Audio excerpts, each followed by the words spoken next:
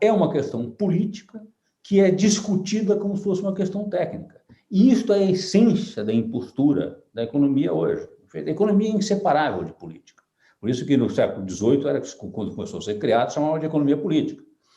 E passou-se a discutir como se fosse uma separação, como se as questões econômicas fossem técnicas e independentes de política, quando qualquer decisão econômica é intrinsecamente uma decisão política. O fato de, e portanto, não tem como separar isso. A economia passou a defender o seu prestígio e a sua superioridade em relação às outras disciplinas humanas, pretendendo, mimetizando, quer dizer, copiando o método das ciências exatas. Mas, ao copiar o método das ciências exatas, ela ganhou uma espécie de elegância formal e perdeu em realismo. Mas perdeu em realismo a tal ponto que hoje o que a economia mainstream faz é patético de realismo. É uma coisa, é uma matemática aplicada de quinta categoria, que não tem absolutamente nada a ver com a realidade. Mas, em nome disso, se você passou e conseguiu fazer o seu doutorado numa universidade americana de prestígio e passou os 4 anos e aprendeu o modelo de Dynamic Stochastic General Equilibrium que o Beloso fez referência, você ganhou o seu brasão para nunca mais precisar estudar nada e poder falar que o governo tem que se equilibrar suas contas. Perfeito? Só isso. Agora, aquilo que você aprendeu lá não serve para absolutamente nada, porque não tem nenhuma relevância prática. Aquilo é de um irrealismo absoluto. Exige, você demonstrou que você é capaz de fazer raciocínio analítico, mas nunca mais vai usar isso na vida. Simplesmente isso. Então, a disciplina da economia está profundamente doente. Ela precisa ser totalmente revista. E como ela está doente, é uma disciplina profundamente doente, bloqueada num formalismo e completamente desvinculado da realidade, e, no entanto, os seus praticantes nunca tiveram tanto prestígio. Continuam dominando, dando as cartas na vida pública no mundo todo, porque o mundo hoje é um mundo basicamente tecnocrático. E o que está acontecendo? Por isso mesmo, entende-se o drama que está acontecendo, a crise da democracia representativa. Os eleitores, consciente ou inconscientemente, percebem que os seus representantes eleitos não têm mais poder, porque os políticos hoje não têm poder mais no mundo. Quem tem poder no mundo hoje são os tecnocratas. Essa é a tese do extraordinário livro do Yanis Varoufakis, que foi ministro da Fazenda da Grécia durante a renegociação da dívida. O chama Adultos na Sala, Adults in the Room, que eu recomendo, todo mundo tem que ler.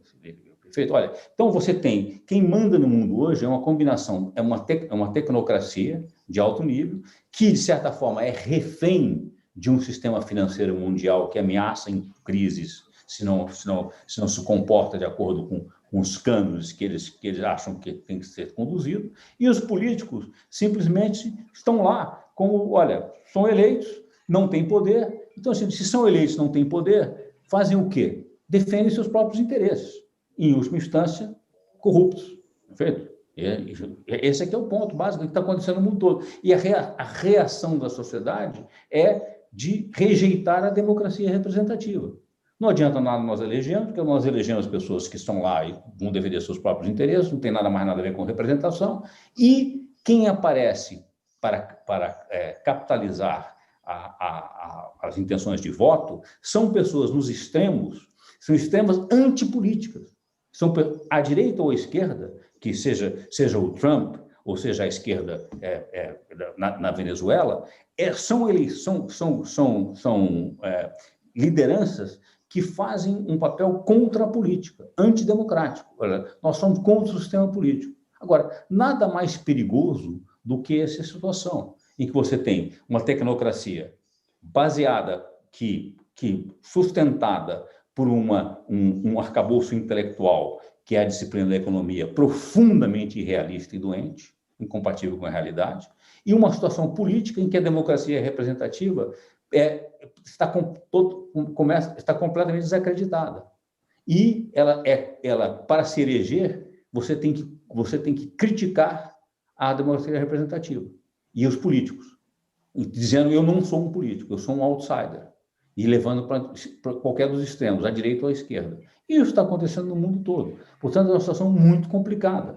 E exatamente no momento em que você tem que essa revolução tecnológica digital está criando desafios do ponto de vista de organização da sociedade, da economia, do ponto de vista de criação de empregos e de estar desorganizando, destruindo empregos da forma como que nós conhecíamos, não quer dizer que não vão surgir outras formas de emprego e de trabalho, perfeito? De absorção da economia, mas no momento de transição é profundamente perturbador. Então, é uma situação muito grave e muito preocupante, que exige, se já é grave e preocupante nos países avançados, onde com sociedades muito mais homogêneas, numa sociedade como o Brasil, que ficou no meio do caminho, não terminou essa transição, em que tem um setor moderno e rico, e um setor profundamente pobre e deseducado, desesperançado, essa situação é dramática.